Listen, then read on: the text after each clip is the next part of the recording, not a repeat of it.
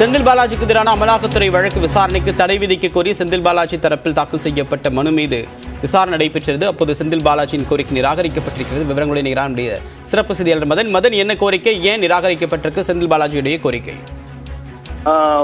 போக்குவரத்து துறையில் வேலை பெற்றுத் தருவதாக கூறி மோசடி செய்ததாக முன்னாள் அமைச்சர் செந்தில் பாலாஜி கடந்த ஆண்டு கைது செய்யப்பட்டார்.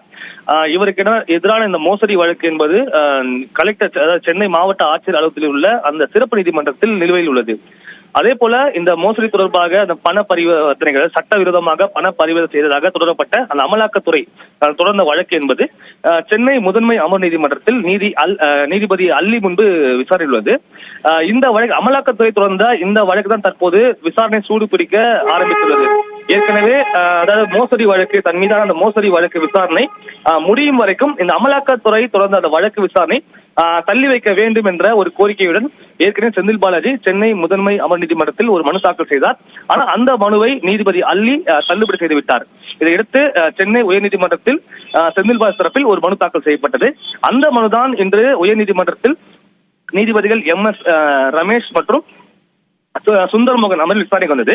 அப்போது தனக்கு எதிராக சென்னை மாவட்ட ஆட்சியர் அலுவலகத்தில் உள்ள அந்த மோசடி வழக்குகளை விசாரிக்கும் சிறப்பு நீதிமன்றத்தில் உள்ள அந்த வழக்குகளில் விசாரணை முழுவதுமாக முடியும் வரைக்கும் சென்னை முதன்மை அமர் நீதிமன்றத்தில் நீதிபதி அல்லி முன்பு உள்ள அந்த விசாரணைக்கு தடை விதிக்க வேண்டும், அமலாக்கத்துறை வழக்கு விசாரணைக்கு தடை விதிக்க வேண்டும் என்ற ஒரு கோரிக்கை செந்தில் பாலாஜி தரப்பு எடுத்து வைக்கப்பட்டது. அதாவது ஒருவேளை மோசடி வழக்கில் தான் விடுவிக்கப்பட்டால் இந்த வழக்கில் தண்டனை பெறும் பட்சத்தில் மிகப்பெரிய ஒரு குழப்பத்தை ஏற்படுத்தும். எனவே அந்த வழக்கு விசாரணை முதல் தொடர வேண்டும் என்ற ஒரு கோரிக்கை வைக்கப்பட்டது. ஆனால் இந்த ஒரு கோரிக்கையை தற்போது உயர்நீதிமன்றம் ஏற்க மறுத்துவிட்டது. அதாவது அமலாக்கத்துறை தொடர்ந்த வழக்கு விசாரணை தற்போது ஆரம்ப கட்டத்தில் தான் உள்ளது. எனவே இந்த நிலையில் தங்களால் எந்த ஒரு நிவாரணம் வழங்க முடியாது, தடை விதிக்க முடியாது. எனவே இந்த மனு தொடர்பாக அமலாக்கத்துறை பதில் மனு தாக்கல் செய்ய வேண்டும் என்று மட்டும் தற்போது உத்தரவு பிறப்பித்து இந்த வழக்கு விசாரணை ஏப்ரல் மாதம் 25ஆம் தேதிக்கு தள்ளி வைக்கப்பட்டுள்ளது. தேவா, விரிவான தகவலுக்கு நன்றி மதன்.